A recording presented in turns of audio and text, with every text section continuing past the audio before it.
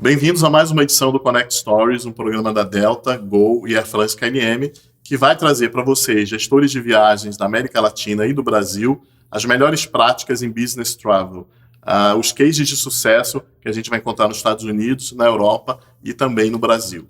Estamos aqui com a Maureen Bradford, ela é a Travel Manager da General Motors, estamos aqui em Detroit, onde é a sede da GM e também um dos grandes hubs da Delta nos Estados Unidos. Welcome, Maureen. Thank you. It's a pleasure to be here. So Maureen, I think the first question, you've been working with travel since the year 2000. How do you compare things there, then and now? How things evolved in business travel management? Okay. Well, the travel space is a continuously changing area of work. But when I first came into travel, we were not a global program. So we had a large regional travel agency that serviced us in North America, and then we had 6 or 7 agencies around the rest of the globe. So shortly after coming into travel, we undertook an initiative to globalize our program. And we did an RFP for the travel management service and ultimately selected our current provider, American Express, who now services us on a global basis wherever we're at around the globe. So that's one big change in the area. And then certainly in terms of just travel administration, going from paper tickets to e-tickets and all the back office support that led to that, as well as the internet and Wi-Fi connectability allows us the ability to do our jobs from anywhere really around the globe and not tied to our offices. Also, the advancement of online booking tools allow our travelers to have a larger role in their travel experience. Great. Talking about the OBT that you have, this technology gives much power to the traveler, and you can monitor everything much better. Also, how they use that? How was the adoption of this tool? Do they feel comfortable of doing so many things on the OBT? Yeah, I think initially that was part of our transition when we globalized our program. We brought an online booking tool in the North American market, and then we slowly have been rolling that out in our other markets. But it is a requirement for domestic travel, so that drives our adoption in domestic travel. So everyone took to it pretty easily, actually, especially since they've been doing a lot of that in their personal travel space. So, and in the online booking tool, our travel policy is embedded in it, so it allows the travelers to, abide by our global travel policy. So no flexibility there. There's some flexibility in terms of certainly the default showings of our preferred travel suppliers come up first, but if a traveler is going to an area where we may not have, say, a hotel coverage, there's the ability for them to select a hotel that we may not have a negotiated rate with. So. And when are you going to add international flights on that? We're looking closely at that, and there's a few concerns that we can mitigate, but we'll probably be rolling that out, I would say, within the next year or so. And we used to do, certainly where we had flat fares, we had those international flat fares in our booking tool, but there's some concerns about making sure that the travelers have the appropriate travel documentation in terms of passports, visas, validity. As the booking tools are able to accommodate those kind of concerns, we'll certainly incorporate the international travel side into the booking tool and expand the user experience for our travelers. So Maureen, besides globalization of the travel program, you were talking to me that also payment was an issue. And how do you solve this issue of payment? So we have a corporate credit card that we use. and we're currently rolling that out to some of the markets that we don't have that. But that's a required card that's used for your travel booking. So it'll give us line of sight on what is actually expensed or charged, in the travel space. The agency can report on what's booked, but the card will allow us to see what is actually charged, and then our expense tool will allow us to see what's actually expensed. So those three areas will help us to see travel trends and if we need to adjust any of our contracts with in markets where we may be going into or moving out of. So it helps give us another line of sight in the travel space to manage our program. Again, how flexibility works in that? Do you still have paper receipts? We do in certain markets. We have, depending on what's required legally in certain markets, you need to have, paper receipts or, a picture receipt of the document. Some you need the actual document. Some you don't need receipts. So it varies by market. So. Also, you were talking about the globalization program for preferred suppliers. How is it working? How many suppliers do you have there? Sure. So in the airspace, we deal with a couple of alliances, the Sky Team and the Star Alliance. We have other preferred carriers, American Airlines, and then an array of local regional air carriers that supplement our global network. In the lodging space, we deal with all the major hotel chains, and how we work that is we have really two tiers. We'll have negotiated rates at the property level, and on a global basis, we have roughly about 1,200 hotel properties that are in our preferred hotel directory, and then we supplement that with what I call chain-wide discounts, where the major hotel chains offer us a percentage off their published rate when we travel into areas where we might not have the volume to actually have a negotiated property level rate. And then in the car space, we deal with all the major rental car companies. We're kind of in a unique space in the travel area as we're both a seller and a buyer in the car space. We sell fleet vehicles to the rental car companies, and we use the rental car companies in our travel space. So we deal with certainly Avis, National Enterprise, Hertz, and that's up to the traveler to select which one they want to use. So, talking about your internal customers, the travelers, what they demand most, what they are asking for you now in this moment, that traveling can be stressful. Yeah. Travel friction is a big topic in the travel industry, and we try to do some things to mitigate that for our travelers because it is really onerous to travel. You're away from your family, you miss things while you're gone, and it's hard on your body when you're traveling internationally. So what we do is our global travel policy allows for business class service for anything over 8 hours. We also allow for direct flights as opposed to connecting flights to mitigate their time. We also offer coverage for items like TSA PreCheck and global entry that help facilitate the traveler experience when you get to the airports. We cover baggage and Wi-Fi fees when you're traveling. So we do try to take into account, the onerous part of travel and try to mitigate that to the best we can.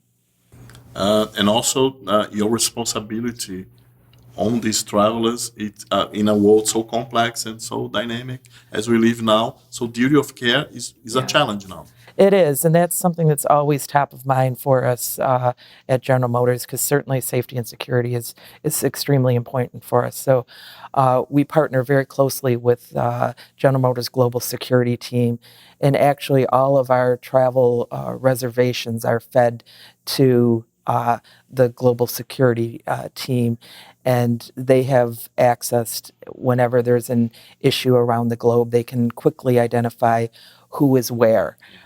We have a contract with iJet that provides us traveler tracking and a mechanism to communicate text message or via phone or email instantaneously when an event around the globe may impact our travelers. What was the last crisis you remember that you had to use all this complex process? Most recently, I would say monitoring activities in Korea. So, and how many expatriates we have in that market, and if we needed to move. Prior to that, probably some of the volcanic and weather-related issues where, impacts the service level. So we'll reach out to our travelers if there's a service interruption and try to help them. Certainly being headquartered in a northern climate, we have a lot of weather issues. Mm-hmm. So our agents are very proactive in trying to help out if a weather incident is coming through and trying to help get a traveler home quicker in advance of a storm, or helping them find extending their lodging if they need to stay in place and shelter in place. So, Great. Maureen, you were talking earlier about 3 tools that generated cost savings for you. One was a reshop tool. Yes. How does it work? Yes. So there's reshop technology that's available in certain markets, both on the air and the lodging side. And for example, on the air side, it allows once a booking is made, this technology will continue to reshop within the void window of the trip. And if there's something that occurs that allows savings, it will automatically rebook that, and it's relatively transparent to the traveler. And similar on the lodging side, where it will continue to reshop your hotel to see if any prices drop at all, and then rebook that. So this is something that we're at the front end of utilizing.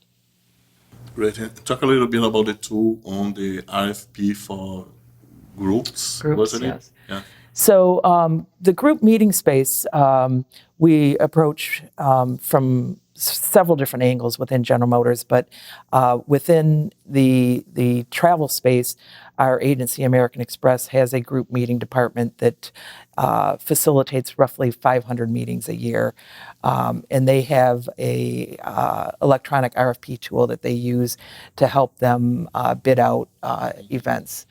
So they can solicit lodging reservations through CVent, and an RFP is sent to multiple lodging partners, and then they can work that process through the CVent tool.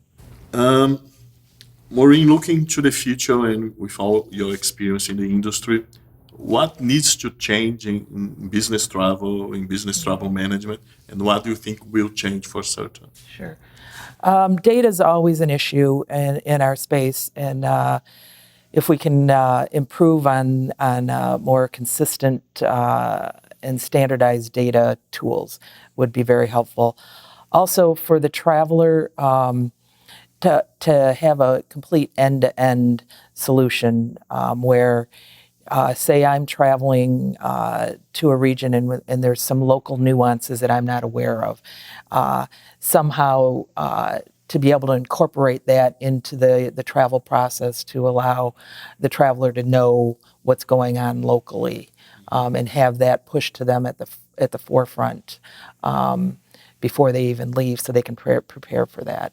I mean, we certainly in the travel space, take care of the air, the car, the hotel, but a lot of the local things that go on that a traveler should be aware of need to be able to be, pushed to them. So it's really truly an end-to-end process for them. Talking about airports, the airport experience, air travels will grow a lot in the next 20 years. Mm-hmm. Do you think airports are prepared and the customers are prepared to give the biometrics data the airports will need? Yeah. Certainly with my experience with the CLEAR program, where you can expedite through the security process by having your fingerprint or your iris scan, that certainly has helped mitigate some of the traveler friction.